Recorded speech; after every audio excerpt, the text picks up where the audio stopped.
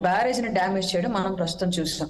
ఆటోమేటిక్‌గా కనెక్టివిటీ అనేది ఎవరిలో అయినా సరే స్టార్ట్ అవుతది. దానికి సంబంధించి బోట్‌లకు సంబంధించిన వివరాలు ఏమైనా గనక పలానా చోట ఆపి ఉన్న బోట్‌లు ఇలా వచ్చాయి అని చెప్పేసి ఒక డీటెయిల్స్ కనుక ఉండున్నట్లయితే ఇట్లాంటి అనుమానం వచ్చుండేది కాదు ఎవరికైనా కూడా. బట్ సందేహం కలిగేలాగా అవి వచ్చాయి. దానివల్ల జరిగినటువంటి డ్యామేజ్ కళ్ళకి కనిపిస్తుంది. పెను ప్రమాదం తప్పింది కాబట్టి చిన్న ప్రమాదంతోనే పోయింది. అదే పెను ప్రమాదం జరిగుంటే ఊహించిన దానికన్నా కూడా దారుణమైనటువంటి ప్రాణ నష్టం, ఆస్తి నష్టం జరిగుండేది. ప్రభుత్వం కూడా చేతులెత్తేయాల్సిన పరిస్థితి వచ్చుండేది కాబట్టి, అంత భయానకమైనటువంటి సిట్యుయేషన్‌ని ఊహించుకున్నప్పుడు ఎవరికైనా సందేహం డెఫినెట్‌గా వచ్చిద్ది. అందులో భాగంగానే గౌరవనీయులైనటువంటి సీఎం చంద్రబాబు నాయుడు గారు మాట్లాడిన మాట. గత బోట్‌కి, ఇప్పుడు బోట్‌కి ఎవరికైనా కనెక్టివిటీ స్టార్ట్ అవుతది. అందులో భాగంగా ఆయన మాట్లాడారు. అదట్లా ఉంచేసి జగన్మోహన్ రెడ్డి గారు నిన్న ఒక విపక్ష నేతగా ప్రజల్లోకొచ్చాడు. వచ్చినప్పుడు ప్రాణ నష్టం విపరీతంగా జరిగిందని ఒక మాట మాట్లాడాడు. నిజంగానే గనక వరదల వల్ల లేదా ప్రభుత్వం అలసత్వం వల్ల గనక ప్రాణం పోయి ఉంటే నేను అక్కడ ప్రెస్ మీట్ పెట్టుండేవాడు కదా! శవం దగ్గర ప్రెస్ మీట్ పెట్టుండేవాడు 100%. ఎందుకంటే ఆయన ఎక్కడున్నా సరే శవాలను వెతుక్కునే నాయకుడు కాబట్టి. శవాల మీద నాయకుడైన వ్యక్తి కాబట్టి ఖచ్చితంగా శవం దగ్గర ప్రెస్ మీట్ పెట్టుండేవాడు. నిన్న ఆయన మాట్లాడింది జనాల్లో మాట్లాడారు. జనాల్లో మాట్లాడుతూ కూడా బుడమేరుకి గేట్లు ఎత్తేసారు అనంగానే వెనకాల ఎల్లంపల్లిని మీరు గమనించారు లేదా? ఎల్లంపల్లి ఎర్రిమొహం వేసి అవాక్కే పక్కన అతన్ని అడిగాడు బుడమేరు గేట్లు ఉన్నాయా అని. ఆయన లేవు అనేది చెప్పినట్టున్నాడు. వాడు వాళ్ళ నాయకుడు కాబట్టి ఆయన స్పాట్ లో విమర్శించలేరు కదా, అందుకని సైలెంట్ గా కూర్చున్నారు. మీరు కావాలంటే ఆ విజువల్ జరిగేటప్పుడు వెనకాల ఎల్లంపల్లి రియాక్షన్ చూస్తే మీకు అర్థమైపోయింది ఆటోమేటిక్ గా.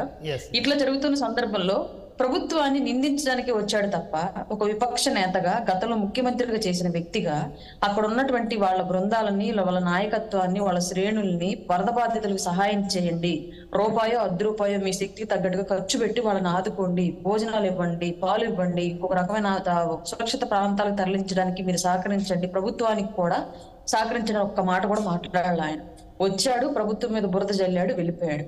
కానీ ఇంత స్థాయిలో వరద వచ్చినా సరే ఆ రోజు వర్షం పడే రోజు దుర్గమ్మ గుడి మీద కొండ మీద ఉన్నటువంటి బిల్డింగ్లు కూలినప్పుడు జరిగిన ప్రాణ నష్టం తప్ప ఈ 2-3 రోజులు ఇంత తీవ్రమైన వరద పరిస్థితుల్లో కూడా ఎక్కడా ప్రాణ నష్టం జరగకుండా పెద్ద ఎత్తున బోట్లను, సిబ్బందిని, ఎన్డీఆర్ఎఫ్ బృందాలని, ప్రభుత్వ ఉద్యోగులను కూడా పెద్ద ఎత్తున దించి ఎవ్వరికి ఎలాంటి ఇబ్బంది కలగకుండా కష్టపడుతున్న ప్రభుత్వం ఎన్డీఏ ప్రభుత్వం.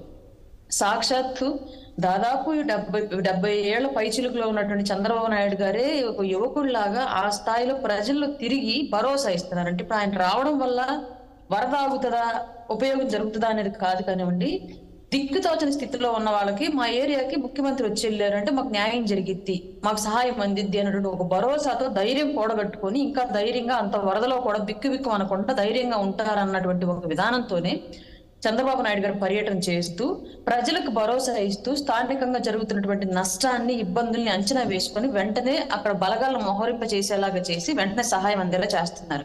ఇది సమర్థవంతమైన నాయకత్వం చేసేటువంటి విధానం. ఎట్ ఏ టైము గౌరవమైనటువంటి ఉప ముఖ్యమంత్రి గారు ఆయన ఎప్పటికప్పుడు ఆయన శాఖల్లో ఉన్నటువంటి సిబ్బందులతో కావాల్సినటువంటి అవసరాలను, కోర్సును ఇస్తూ తప్పనిసరి ప్రతి క్షణం సమీక్షలు జరుపుతూ పార్టీ శ్రేణులను కూడా పుట్టినరోజు వేడుకలు ఆపేసి వరద సహాయంలో పాల్గొనండి అని చెప్పేసి పిలుపునిచ్చారు. అందరూ కూడా నిన్న పెద్ద ఎత్తున వరద సహాయంలో పాల్గొన్నారు, జనసేన శ్రేణులు కూడా. ఆయన పార్టీ ఆఫీస్ లో ఉంటే ఎక్కడ మళ్ళీ వీళ్ళు విషయం చెప్పడానికి వచ్చి అక్కడ సహాయం చేయడం మర్చిపోతారు, ఒకళ్ళని చూసి ఒకళ్ళని అని చెప్పేసి ఆలోచనకు వెళ్ళి పవన్ కళ్యాణ్ గారు నిన్న హైదరాబాద్ వెళ్ళిపోయారు. ఇక్కడ శ్రేణులు అందుబాటులో నేను అక్కడ ఉంటే మీరు విషయం చెప్పడానికి వస్తారు, బుకేలు, గిఫ్ట్లు పట్టుకొని నాకు అది అక్కర్లేదు, మీరు నాకు ఇచ్చే గిఫ్ట్ వరద బాధితులకు సహాయం చేయడం, అక్కడికి వెళ్ళి చేయండి మీరు ఏం చేసినా సరే, ఆ ఫోటోలు పెట్టండి మీరు ఏం చేసినా సరే అని చెప్పేసి క్లియర్ ఇన్స్ట్రక్షన్స్ ఇచ్చేశారు ఆయన. మళ్ళీ ఇవాళ వచ్చారు.